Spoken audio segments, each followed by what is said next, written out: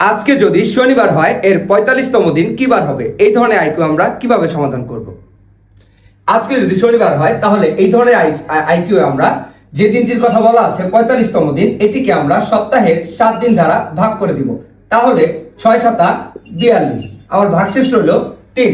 তাহলে শনিবার থেকে ঠিক 3 দিন পর যে বারটি আসবে সেটি হচ্ছে আমাদের আনসার। তাহলে শনিবার থেকে রবিবার, সোমবার, মঙ্গলবার। তাহলে শনিবার থেকে তৃতীয় দিন হচ্ছে আমার মঙ্গলবার। তাহলে মঙ্গলবার হচ্ছে আমার আনসার।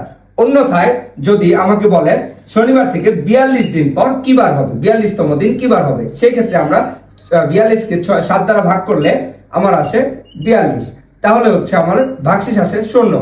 সেক্ষেত্রে ভাগশেষ যদি 0 হয়, আমরা শনিবার যে বারের কথা বলা আছে সেটি হবে আমাদের আনসার। সেক্ষেত্রে শনিবার থেকে ৪২ দিন পর আবার শনিবারই ঘুরে আসে।